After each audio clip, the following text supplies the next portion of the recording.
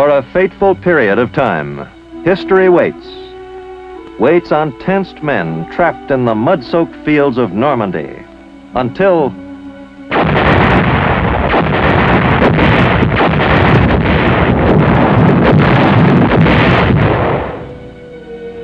they are able to break out of that agony of isolation and move toward their destiny, changing history's course. This is that story. It is the story of Breakout and Pursuit.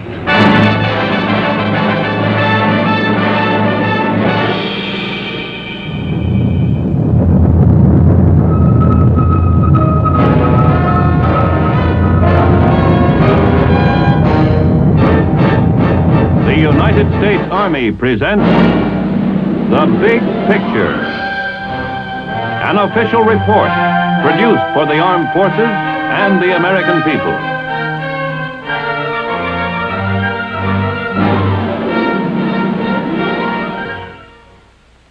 Hello, I'm Alexander Scorby. With its eye on the future, the United States Army is mindful of its past. It has a Department of History whose task it is to preserve that past, with all its glory and all its tragedy, with all of its wisdom and with all its failures. For more than a decade, this department, called the Office of the Chief of Military History, has been working on a project of epic proportions, the operations of the United States Army in World War II. More than 50 volumes in this series have already been published. It will total 80 or more when it's completed. The most recent is Breakout and Pursuit by Martin Blumenson. Its subject is what happened on the continent of Europe in July and August of 1944, two crucial months that will light the fire of memory in American minds. Or perhaps not in all minds. Time moves swiftly, and in its headlong rush it condenses the events behind us. One magic and memorable day, we were across the English Channel, our feet at last on the Normandy beaches. Soon after, we were lighting the skies of liberated Paris. And perhaps only those who were there, or whose lives were changed by what happened there, remember that 80 days of war and its uncertainty lay between the two events. This book is a sweeping record of those days. It's a big book, both in size and in scope. Heroes crowd its pages, the ones whose names became carved on the consciousness of the world, and the obscure ones who held the final hope of triumph in their two hands and in their hearts. It's a book with a happy ending, where it tells of a great victory, or series of victories. But it's not so much concerned with victory itself as with the structure on which victory rested. The decisions, the agonizing waiting, the frustrations, the bold hopes, the daring executions, the errors and the logic, from all of which together victory ultimately came. Here's the situation as the book and the action begin. United States and British and Canadian troops on the 1st of July 1944 were engaged in battle with German forces on the Channel coast of France.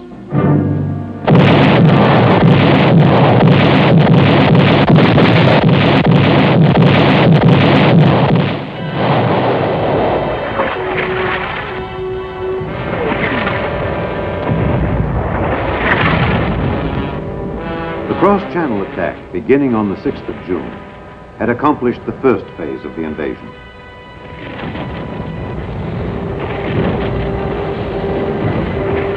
The second phase called for the Allies to expand their foothold. They needed space to maneuver, room to handle the large amounts of men and materiel streaming over from England.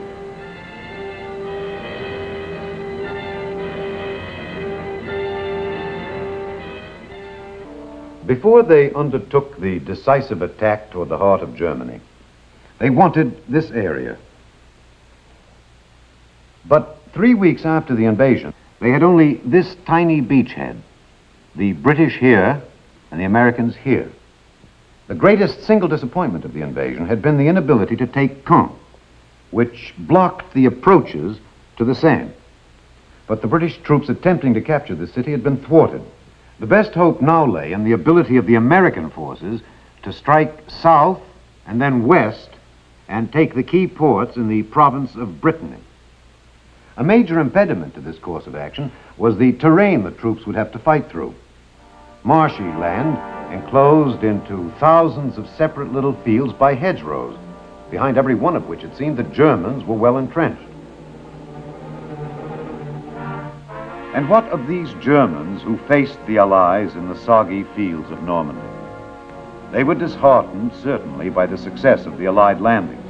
Moreover, the German people were exhausted after 5 years of war and with the effort of fighting on 5 fronts. But the troops themselves were far from beaten. They were skillful, tough troops, seasoned by experience. Their discipline was sharp. Their morale was high.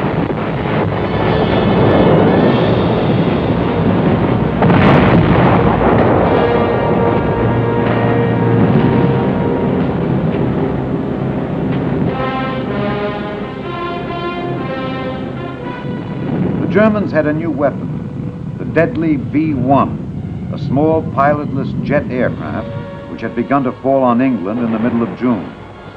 A supersonic V-2, even more devastating than the V-1, was almost ready for operational use. These weapons gave the Germans hope of redressing their discouraging situation. Adolf Hitler was himself directing the war. Believing that eventually the Germans would be able to launch a large-scale offensive which would drive the Allies from the continent, he planned in the meantime to pin them down in Normandy and prevent them from using their mobile power. Although some of his commanders now recommended limited withdrawals to make their defensive positions stronger, Hitler refused. To withdraw for any reason at this time seemed to him to admit defeat. So, as American forces prepared to strike across the hedge-rowed lowland where the Germans had erected strong defenses, Hitler announced that those defenses were to be held.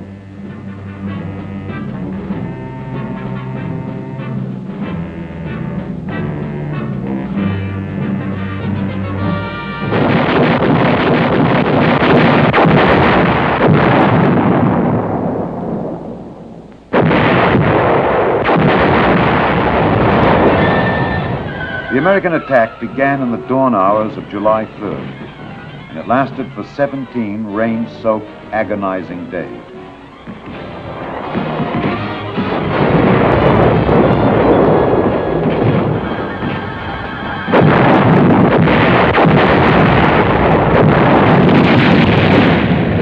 The soggy hedge-road terrain immobilized the mechanized power of the ground forces.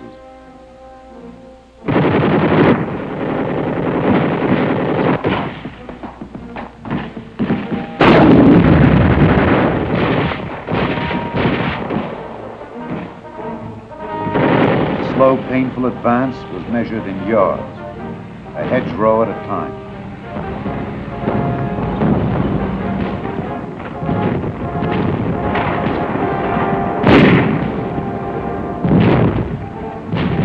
Like the steady rain which fell over the entire operation, a sense of despair and frustration touched all those who participated.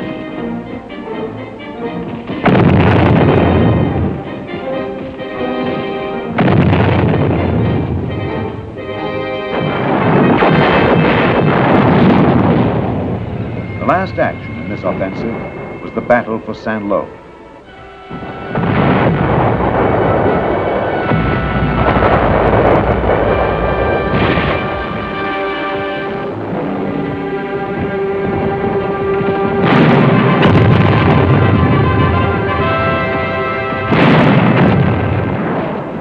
The Allies wanted Saint-Lô for a number of reasons. Its prestige value, the effect its capture would have on the Germans, and as an access to roads leading south.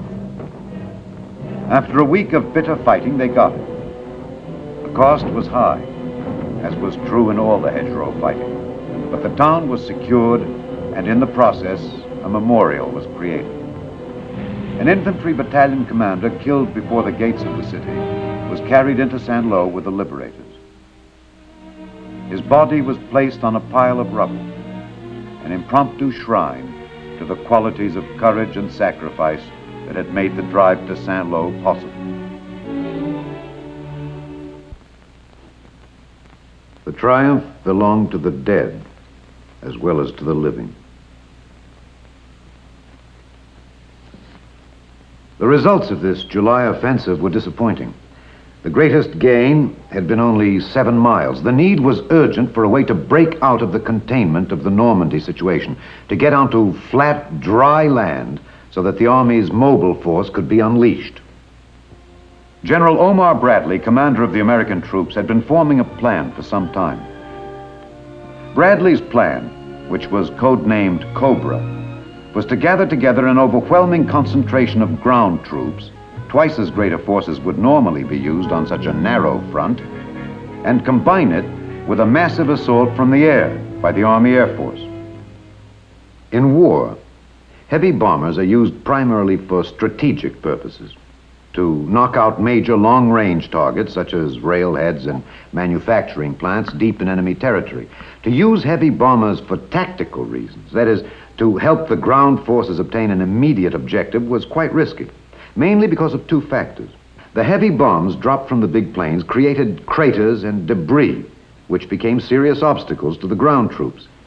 And because our own forces would have to move far back from the front to escape the damage of the bombers, the time interval between the air bombardment and the ground forces' attack on the target was too long. It gave the enemy time to recover and marshal his defenses. Bradley thought that in this case he could eliminate many of these dangers, if not all the risks. No plan in war is foolproof, but this one was bold, and if it worked, it would enable the Allies to break the stalemate in which they'd become bogged down. Brittany was still the eventual goal. The first step toward it would be the line between Coutances and Caumont.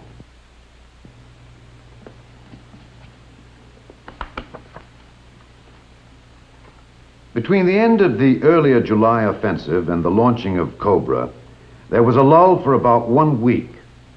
For the weary American troops, it was a welcome respite, a time to relax.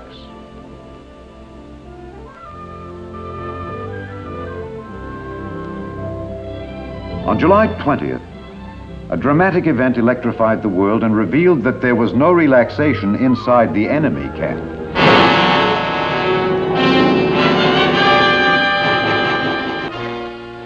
Hitler himself announced that a cabal of high-ranking army officers had tried to assassinate him with a bomb in order to seize political power. The abortive coup had little effect on the military situation. It revealed no widespread discontent with Nazi rule among the armed forces. The combat soldier was too busy simply trying to remain alive. And the information about the German situation which the Allies wanted, as Cobra neared its jump-off date, was of a considerably more immediate nature. Did the enemy have enough reserves available to counter the attack? Was the Luftwaffe capable of intervening? And finally, would the Germans employ the V-1 or V-2 or some other secret weapon? These were the questions that haunted the Allied camp as it waited to unleash Cobra.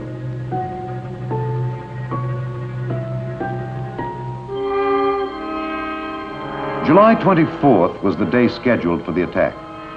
Because the day was heavily overcast, however, with inadequate visibility for air attack, the operation was postponed. Unfortunately, the postponement order reached the English air bases too late to hold back all the planes scheduled for the attack.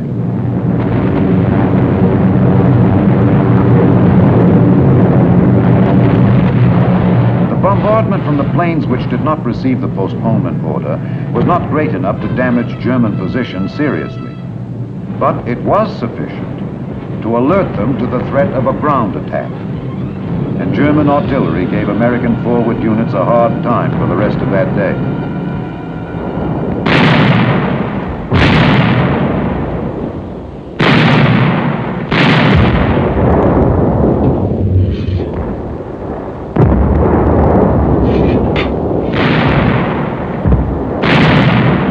General Bradley, an immediate and urgent decision had to be made. The prospects were improving for good weather the next day. Should Cobra be launched, even in the face of the possibility that the Americans had now lost the important element of tactical surprise? Or should it be postponed at least for several days, which might then give the Germans a chance to prepare even stronger defenses? Bradley's decision. Cobra would strike again at 11 o'clock the next day.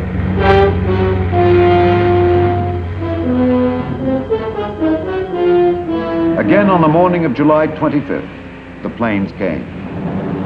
One observer called the seemingly endless waves of planes the most imposing aerial parade I have seen since the beginning of this long war.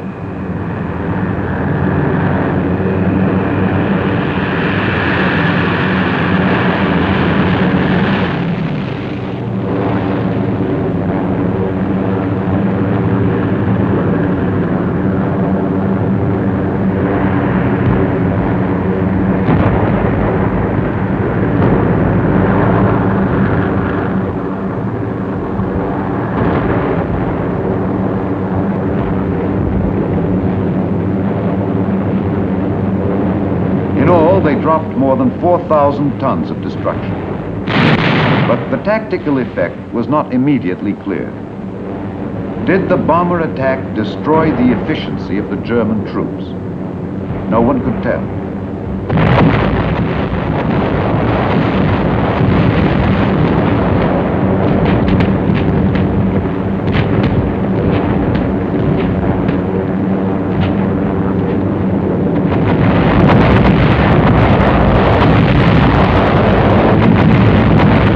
General J. Lawton Collins, 7th Corps commander, who was to spearhead the attack, had little time to ponder the question. For better or for worse, Cobra was launched. The troops moved out at once.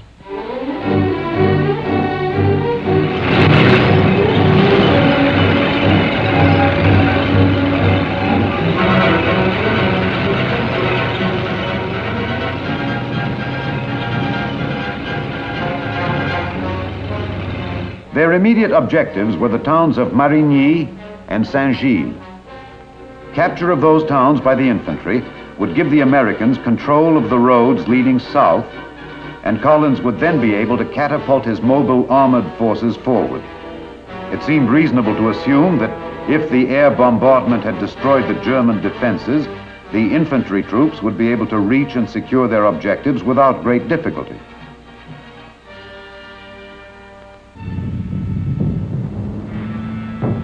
To their surprise, they met strong resistance.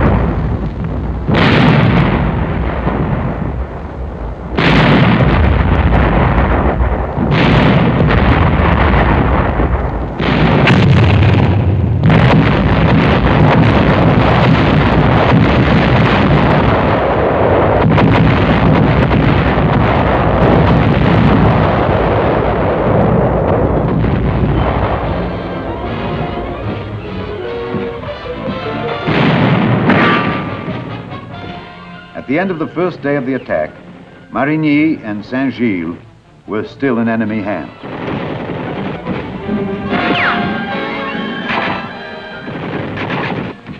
Because the entire success of Cobra depended on a 7th Corps breakthrough, Collins decided to gamble. It would prove to be one of the fateful decisions of the campaign.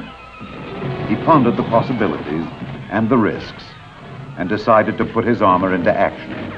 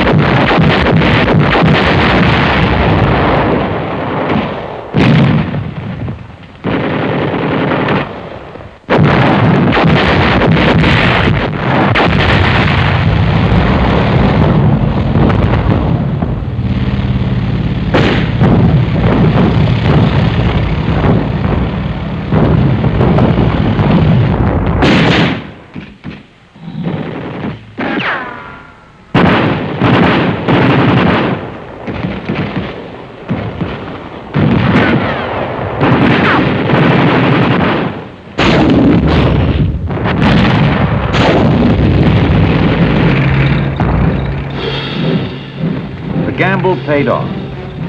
In mid-afternoon of the 26th, one armored column, having cracked the enemy's defenses around the town, rode through Saint-Gilles.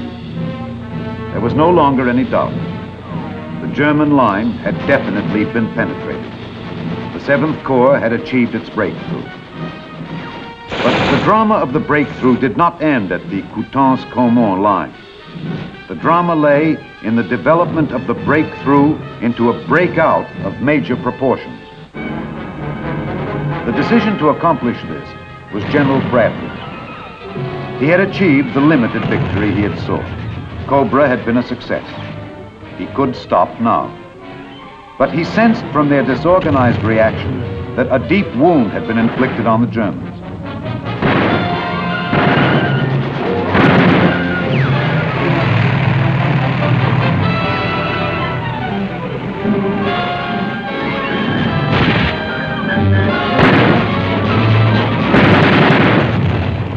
The Americans pressed their attack through rapidly crumbling German defenses. By the end of the month, United States forces stood at the base of the peninsula, at the gates of the province of Brittany. And a nightmarish phase of the battle, the war of stalemate, was over.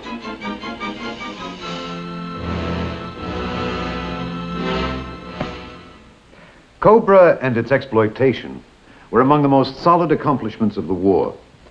Let's visit now with the man who more than any other was responsible for this achievement, General Omar Bradley. General Bradley, as you look back on Operation Cobra, what seems to you to be the real secret of its success? I think several factors were very important in contributing to our success. First, as always, the aggressiveness and the fighting spirit of the American soldier. Second, the marvelous teamwork displayed by the combat armies and our Air Force. And third, the magnificent alertness of my subordinate commanders and their ability to take advantage of the breaks. In particular, General Collins' bold move. This book must be like traveling down an old and familiar path to you, General Bradley. Well, it is, yes. But it's more like traveling down a road in the daylight that at the time you had to take it was in the dark. It's generally familiar, but it's always interesting to see the whole picture, part of which was hidden before. You think the book throws light, then, on this period of history? Most effectively. It does an excellent job, I think, of cutting through the dust which that campaign kicked up and letting the reader see what happened and how it happened and why. Well, one of these days, when the Army historians get through with their project, they'll have the what and how and why of the entire war caught between these binders. It's about as ambitious a task as any group of historians has ever undertaken, I suppose, and quite a valuable one. A much better job than has ever been done on any other war. You mean valuable in the sense that we learn from the past? That most of all, of course. Despite the fact that the weapons of war are changing, the principles of war remain the same. Officers studying these volumes can learn much about command, tactics, strategy, the tyranny of logistics, the problems of terrain, the importance of reconnaissance. There are many lessons to be learned, but it's not only the military man who will benefit from these books. The war was a big thing in all our lives. We've been reading about the Revolution and the Civil War for a long time to get a clearer picture of ourselves as a nation. The Army is giving us the ability to do that now with the greatest war we ever fought in our history. Thank you very much, General Bradley. Operation Cobra, of course, is only one action in the crowded and historic 2 months which Breakout and Pursuit reviews. Much of the subsequent action was more colorful, but Cobra was the key which unlocked the door to those spectacular victories.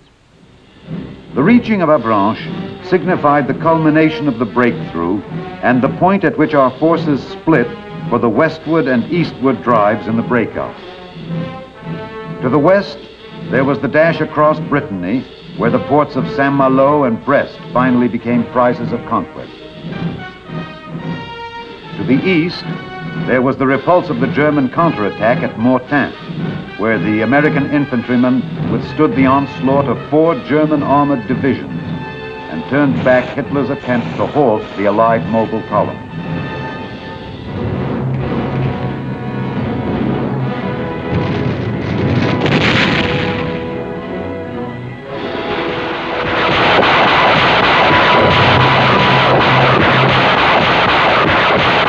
The trap the Allies closed at Argenton and Falaise, where they virtually destroyed 2 German field armies.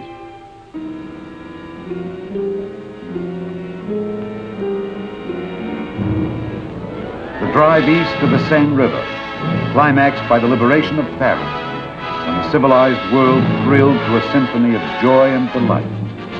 The flowers, the kisses, the songs, and the wine.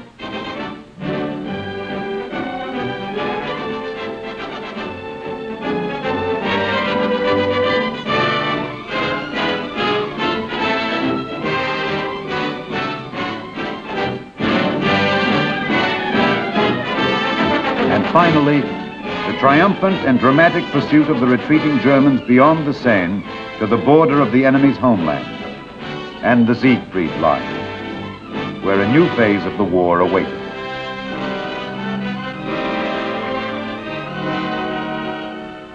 And thus the epic weeks ended.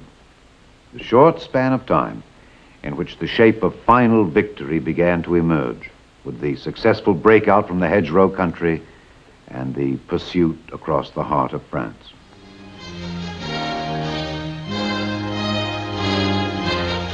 The Big Picture is an official report for the armed forces and the American people.